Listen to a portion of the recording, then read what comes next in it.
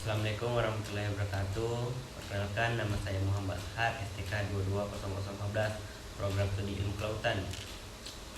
Baik, pada video ini saya akan menceritakan mengenai hal-hal yang berkaitan dengan materi penyelamatan laut pada film Adrift. Baik itu mengenai alat keselamatan, cara menyelamatkan diri sendiri, dan cara menyelamatkan orang lain, serta apa yang dapat dipelajari atas ujian kehidupan Tami dalam film Adrift yang berkaitan dengan mata kuliah kepelautan. Namun sebelum itu, saya akan menceritakan sedikit mengenai alur pada film Adrift. Diadaptasi dari kisah nyata seorang wanita dan tunangannya yang bernama Richard. Tami dan Richard adalah pasangan muda yang bertualang mengarungi lautan di tahun 1983 dan terjebak badai. Setelah badai reda, Tami bangun dan menemukan Richard terluka parah dan kapal mereka hancur. Ia harus menemukan cara menyelamatkan hidup mereka berdua. Nah, itulah tadi sedikit alur cerita dari film Adrift. Baik, ada pun hal yang saya temukan baik berkaitan dengan penyelamatan di laut pada film Tami, yaitu yang pertama, Tami menggunakan alat keselamatan yang sejenis dengan HT untuk mengabarkan bahwa dirinya dalam keadaan darurat dikarenakan kapalnya tenggelam.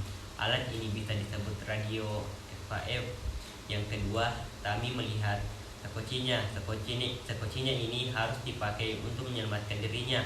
Akan tetapi, sekoci tersebut sudah terbalik dan terombang-ambing jauh dari kapalnya. Yang ketiga, Tami melakukan cara penyelamatan terhadap diri sendiri dengan cara tetap tenang walau ia merasa dalam situasi genting. Ia melakukan berbagai cara untuk menyelamatkan dirinya, seperti menutup bagian kepala kapal yang bocor atau pecahan dan merakit kembali layar kapalnya agar kapalnya bisa bergerak jika ada angin. Yang keempat, cara Tami melakukan penyelamatan kepada Richard dengan cara Tami mengikatkan tali pada bagian perutnya dan berenang menghampiri Richard. Cara menyelamatkan yang dilakukan Tami ini dapat dinyatakan bahwa cara menolong korban tenggelam dengan berenang sebenarnya aman dilakukan oleh orang dengan kemampuan berenang yang sangat baik. Jika tidak, jangan sekali-kali melakukannya, dan sebaiknya cari alat bantu untuk menolong korban seperti tali, tongkat atau alat bantu lainnya yang mudah meraih korban. Yang kelima, Tami memberikan pertolongan pertama kepada Richard dikarenakan kakinya mengalami luka yang sangat parah dengan memasangkan papan kayu pada bagian kaki Richard yang luka dan melilitnya dengan kain kasa. Yang keenam, Tami juga memberikan pertolongan pertama pada dirinya sendiri dengan menjahit luka yang ada di kepalanya untuk menyutupkan kulitnya yang mengalami sobekan agar lukanya dan tidak infeksi dan membalutnya dengan kain. Yang ketujuh, Tami mencari makanan sisa yang ada di dalam kapalnya masih bisa dimakan dan berenang untuk menangkap ikan supaya dapat bertahan hidup untuk tetap bisa menyelamatkan dirinya. Yang kedelapan, Tami menembakkan flare gun ke udara ketika melihat sebuah kapal.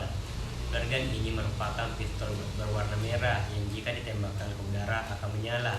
Kami menggunakan benda ini untuk memberikan tanda posisi dan memberikan tanda bahwa ia butuh pertolongan. Lalu akhirnya kapal yang ditunjukkan merespon kali tersebut. Baik, selanjutnya apa yang dapat dipelajari di ujian kehidupan Tami yaitu berkaitan dengan mata kuliah kepelautan. Yang saya dapat mempelajari atas ujian kehidupan Tami yang berkaitan dengan mata kuliah kepelautan, yaitu sebagai mahasiswa perikanan dan kelautan yang selalu berbaur dengan laut dan kapal harus mengetahui bagaimana cara menyelamatkan diri di laut dan juga harus mengetahui tentang alat keselamatan yang ada di kapal dan bagaimana cara menyelamatkan diri sendiri maupun orang lain agar bisa bertahan hidup. Dia juga yang dapat dipelajari